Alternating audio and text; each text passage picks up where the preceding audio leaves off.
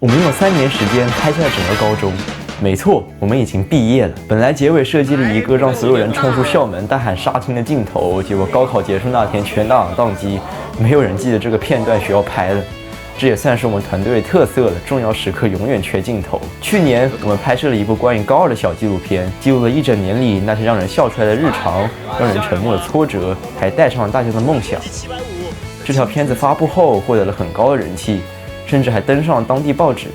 我们备受鼓舞，也开心了许久。但后来我们慢慢意识到，大家喜欢的是真实这件事本身，而不是我们。我们只是碰巧举着镜头的那个人，而真实值不值得被记录，在这个时代其实不是一个理所当然的问题，因为有一个新角色入场了，那就是 AI。所以今年的片子不只是继续拍那么简单，你依然会看到我们这群人在高压内卷下的日常，打球的、表演的、偷看抖音的、晚自习折纸飞机的。但在这些画面背后，有一个我们绕不过去的问题：当 AI 可以以假乱真，我们花3年记录的东西还重要吗？先别急着回答，欢迎各位一起来看看我们历时3年为你拍下的画面。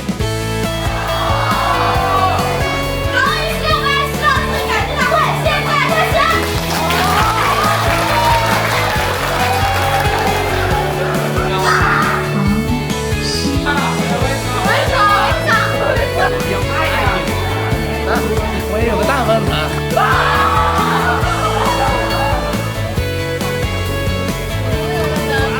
你回答。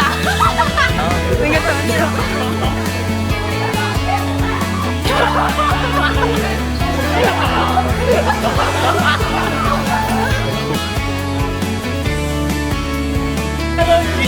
轻一点。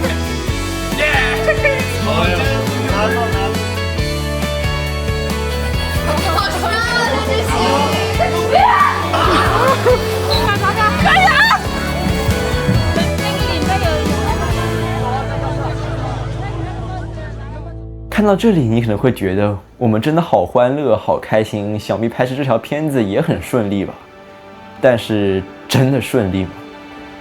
就我自己而言，高2上学期，我的成绩从全校前200掉到了400名开外，而且我很清楚，这不是因为我把过多精力投放到了拍摄这件事情上导致的，而是我系统性的落后了。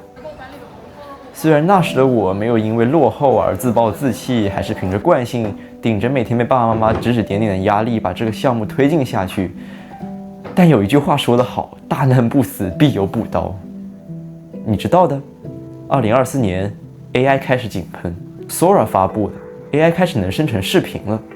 我们顶着压力费尽心思做出来的内容 ，AI 几秒钟就能生成，而且做的并不比我们差。我们花了10几年时间来补课、刷题，放弃周末去准备高考，而 AI 呢？1年之前，它还只是一个能生成小短文的玩具，而1年之后，它已然是一个人人都离不开的神器了。这让我不得不去想一个问题：我们花3年记录的东西，到底还有没有人需要看？我们每天告诉自己的越努力越幸运，在 AI 时代，到底还是不是一个真命题？我差点就放弃了，但最终我们还是坚持了下来。而在这个过程中，大家也都拍得非常开心。删掉。介绍我的白蚁号，它看着像是一个飞机，它看着也不像一个飞机。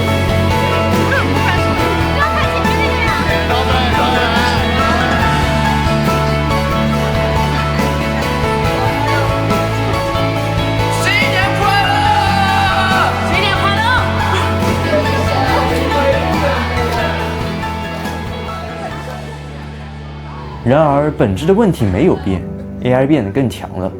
你不需要多少努力，不需要花多少金钱，就算我们只是一伙没有学习过任何专业知识的高中毕业生，我们也能骗过观众的眼睛。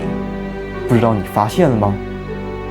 这些都是假的，窗帘是假的，窗户是假的，甚至连窗外的风景也是假的。在这个时代，你不需要出门拍摄。你只需要动动手指，在这个世界里，你可以做任何想做的事，你可以让任何风景出现在你窗外，只要你想，你可以去任何地方，甚至可以同时去所有地方。想补上毕业时漏拍的镜头，没问题，我马上为你生成。在这种情景下，你还能分得清哪些是我们真正经历过的故事吗？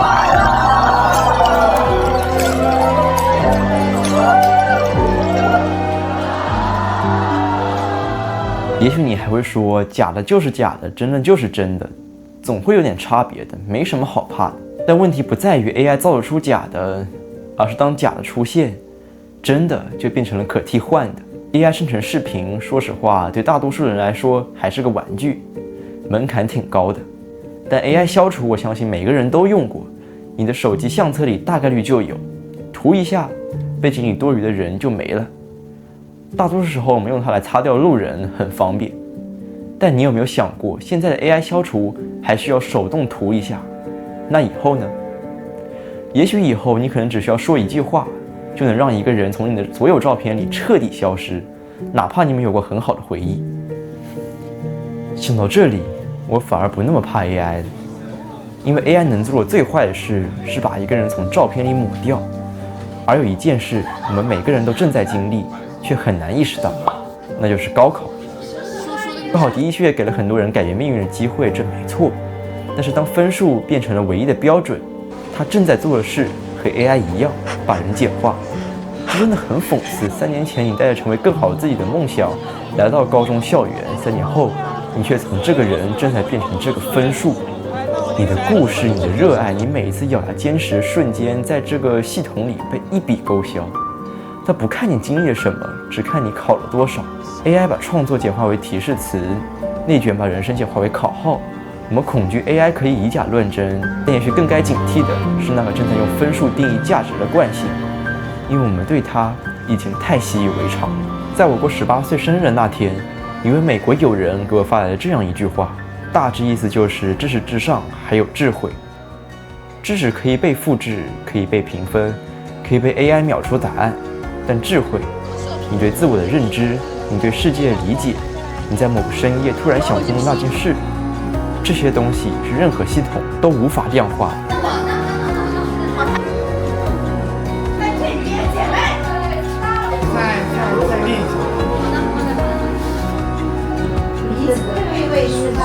配位数就最大。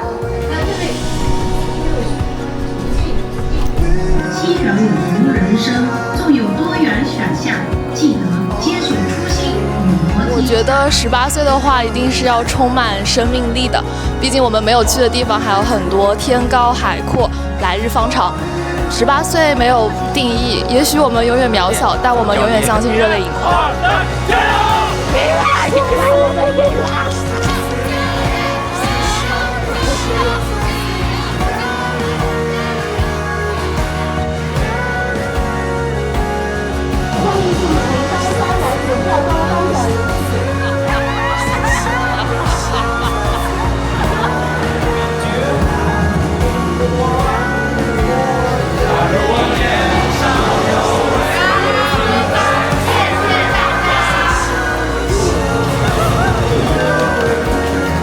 26年是马年，我们都希望能够一马当先，一马平川，马到成功。这是大福州金华市所有外国学校2026年5月17号。你高考快结束了，快醒醒！高考快结束了，你看你自己看看后面，你自己看看后面他们在干什么啊？高考生的现状就是这样子的，太过分了，实在是一个都不读书了啊，不读书了，明天都还有考试的。视频为证啊！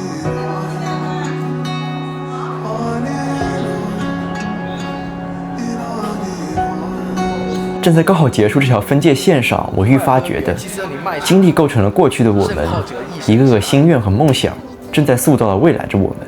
这些是 AI 替代不了的，更不是任何系统能够评分的。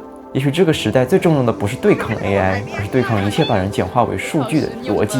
而对抗的方式不是喊口号，而是让每一个被简化的人都能被听见。所以我们意识到，我们不能只单纯的做视频了，而是要把麦克风交给更多的同学，让他们为自己说话，让自己的想法不被简化，不被替代，而更能被记住。我觉得好多事情没有做呢，对，比如说没有谈恋爱过。2024还是具有很多的遗憾。对的。高中如果要说最具体的遗憾，大概就是高一选课的时候没有选择这个排球。我真的很想参加这个排球赛，然后他们让我当替补，然后不让我上场，我气死了。我相信未来的首考还有高考，我们都可以顺利度过，并且取得一个很好的成绩。谢谢。首考顺利，高考顺利，心想事成。谢谢这句话。优秀的 adopt positive attitude towards life in spite of ups and downs。去年没做他今年手法了，一年终于学会了。其实很多时候我们就是在这么每年的学习当中更上一层楼。我想去好多地方，去大草原，全去各种地方的旅游。看世界杯。我可以去看 BLACKPINK。高考，不要考太差就好了。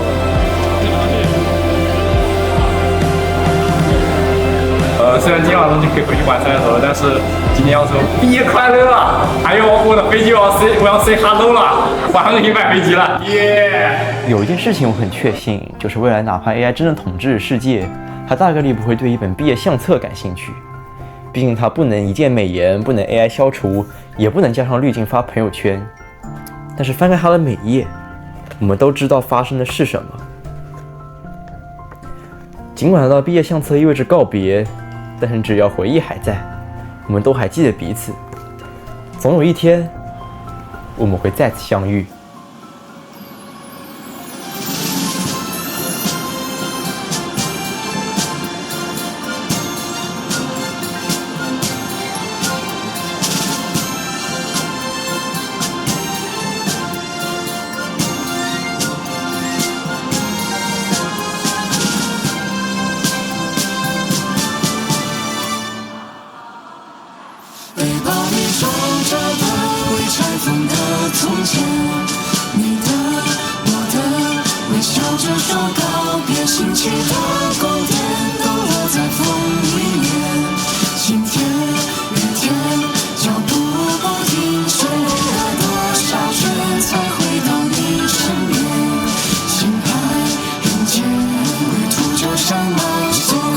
用镜头记录了高中校园里的赛场拼搏和同窗合影，一起来了解。